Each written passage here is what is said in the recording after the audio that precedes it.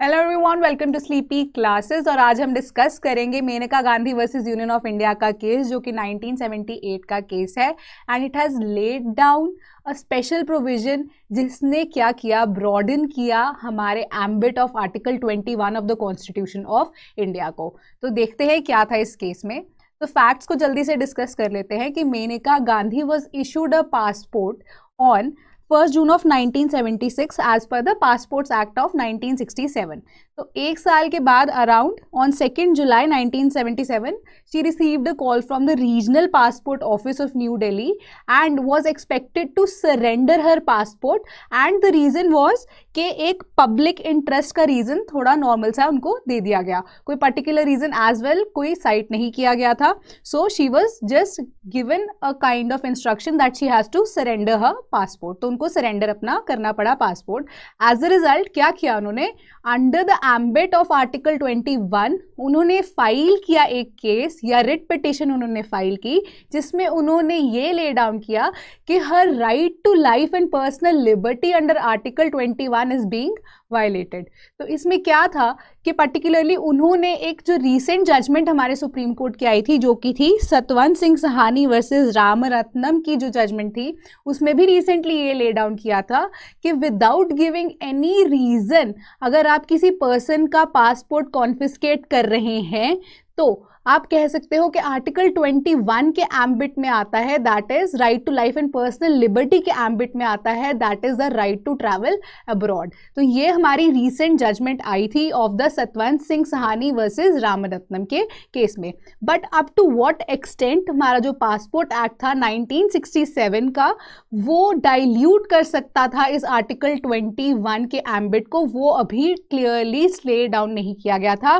Clearly अभी supreme court के द्वारा बताया नहीं गया था। तो इस केस में पर्टिकुलरली ये जो एम्बिट है, ये जो हमारी अनक्लैरिटी थी या जो अनक्लियर डिसीजन था उस टाइम का, उसको क्लियर किया जाना था। तो हम देखते हैं हमारे पास क्या क्या लीगल इश्यूज थे। तो पहली चीज जो थी कि whether article 21 that is right to life and personal liberty, article 14 जो इक्वालिटी के साथ डील करता है, एंड आर्टिकल 19 जो हमारी फ्रीडम्स हमें प्रोवाइड करता है, आर दे इन कनेक्शन और mutually exclusive to each other, पहली चीज। दूसरी चीज कि जो हमारा प्रोसीजर एस्टैब्लिश्ड बाय लॉ है, क्योंकि यहाँ पे आर्टिकल 21 में डायरेक्टली ये ले डाउन किया गया है कि right to personal life and liberty as per the procedure established by law, कि जो procedure established by law under the Passport Act of 1967 है, इज इट वैलिड इनफ कि वो पर्सनल लिबर्टी को स्नैच अवे कर ले। तीसरी चीज कि वेदर आर्टिकल 21 के एम्बिट में right to travel abroad include होता है या नहीं। चौथी चीज इंक्लूड की गई कि जो एक लेजिस्लेटिव लॉ है, क्योंकि ये हमारा जो पासपोर्ट एक्ट है 1967 का, it was a legislative law, क्योंकि लेजिस्लेचर के थ्रू पास किया गया था, whether is it has the capacity to take away the right to life. क्या ये जो कैपेसिटी है हमारे लेजिस्लेटिव लॉज की कि वो हमारे राइट टू लाइफ को स्नैच अवे कर ले, इज इट रीजनेबल इनफ और नॉट। तो ये सब कुछ यहाँ पे डिस्कस होना था इस केस में। तो पर्टिकुलरली क्या जजमेंट दी हमारे सुप्रीम कोर्ट ऑफ इंडिया ने, अब हम वो देखेंगे। तो पहली चीज हमारे सुप्रीम कोर्ट ने यहाँ पे ले डाउन की कि जो हमारा इंडियन कॉन्स्टिट्यूशन है उसमें जो आर्टिकल 21 का एम्बिट है, इट इज क्वाइट ब्रॉड, क्योंकि हम इसको नैरोअर सेंस में अगर करेंगे साथ ही के साथ इंटरप्रेट, तो इसका जो मोटिव है वो बिल्कुल ही खत्म हो जाएगा। तो it means we need to interpret article 21 in much broader sense. And दूसरी चीज, क्योंकि ये जजमेंट थी एक 7 बेंच जजमेंट ने दी थी, ठीक है, 7 बेंच जजेस थे, यहाँ पे यूनानिमसली डिसीजन लिया गया था। आर्टिकल 21 का स्कोप इज क्वाइट ब्रॉड, और इंडिया को जो वेलफेयर स्टेट बनाने की हमने ठानी है या प्रियम्बल में जो ले डाउन किया गया है, वी मस्ट फॉलो दैट, यानी कि वेलफेयर स्टेट का कॉन्सेप्ट है, इट इज अबव ऑल, ठीक है। तो प्रियम्बल में ये चीज ले डाउन की गई है and we must follow it as well, ठीक है। दूसरी चीज ये ले डाउन की गई कि जो procedure established by the law article 21 में दिया गया है, it should be taken in literal sense, यानी कि जो हमारा पासपोर्ट्स एक्ट है, अगर उसके अकॉर्डिंगली प्रोसीजर कुछ इस्टेब्लिश किया भी गया है by the law, that procedure must be rational, यानी कि एक रीजनेबल कोई इशू हो या कोई एक पर्टिकुलर रीज़न है, उसके बेसिस पे अगर आप कोई प्रोसीजर को कर रहे हो follow, that is fine. Irrational basis पे या आर्बिट्ररीनेस के नाम पे अगर आप किसी का पासपोर्ट कॉन्फिस्केट कर रहे हैं, दैट इज़ नॉट वैलिड। तीसरी चीज़ क्या की गई, कोर्ट ने ओवर रूल किया गोपालन केस में जो एक डिसीजन दिया था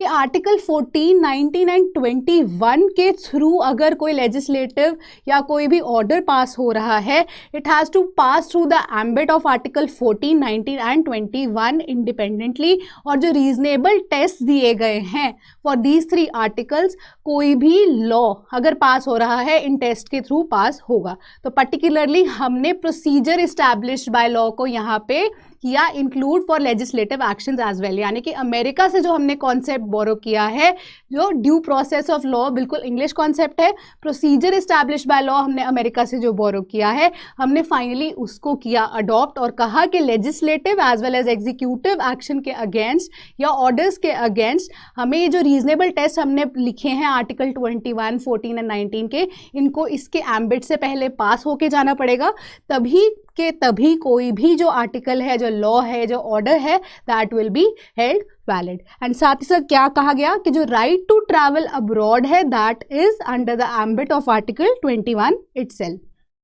साथ में क्या कहा कि जो section 10 sub clause 3 sub clause C है एंड सेक्शन 10 सब क्लॉज 5 है जो हमारे इंडियन पासपोर्ट्स एक्ट का, ये एक एडमिनिस्ट्रेटिव ऑर्डर है, तो इसको चैलेंज किया जा सकता है कॉन्स्टिट्यूशनल वैलिडिटी के लिए, क्योंकि कि ये क्या वायलेट करे, अगर ये वायलेट कर रहा है प्रिंसिपल ऑफ नेचुरल जस्टिस या फिर कोई अनरीजनेबल या मैलिफाइड इंटेंशन के थ्रू इसको पास किया जा रहा है, ताकि किसी के आर्टिकल 21 को या किसी की पर्सनल लाइफ एंड लिबर्टी के अगेंस्ट अगर आप ऐसी चीज़ को पास कर रहे हैं तो इसको अनकॉन्स्टिट्यूशनल भी ठहराया जा सकता है, क्योंकि it is an administrative order जिसको वापस लिया जा सकता है। एंड क्या डिक्लेयर किया जाएगा, एज अल्ट्रा वायरस या वॉइड या फिर आप कह सकते हो नल। तो ये जजमेंट ले डाउन की गई थी in Maneka Gandhi versus union of India case में। तो अब इसकी एनालिसिस में या इसके कंक्लूजन में हम क्या देखते हैं कि सबसे पहली चीज आर्टिकल 14, 19 एंड 21 इन तीनों का ही स्कोप बहुत ज़्यादा ब्रॉड हो गया था, इनकी इंपॉर्टेंस बहुत ज़्यादा बढ़ गई थी। And these provisions laid down by the supreme court,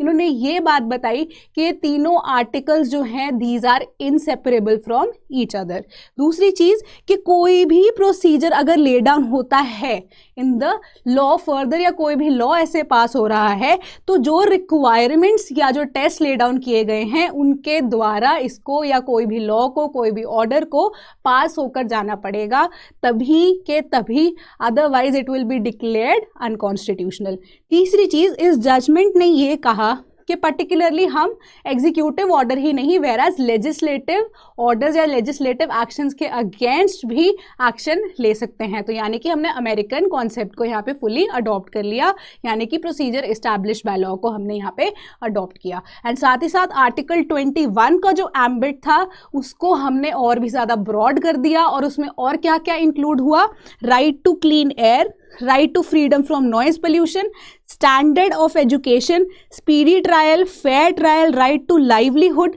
legal aid, right to food, right to clean environment, right to medical care and और भी बहुत सारी चीज़ें हमने आर्टिकल 21 के एम्बिट में इंक्लूड की, जो कि पर्सनल लिबर्टी को डिनोट करता है एक ह्यूमन बीइंग की एग्जिस्टेंस के लिए। तो आज के केस में इतना ही। Thank you so much.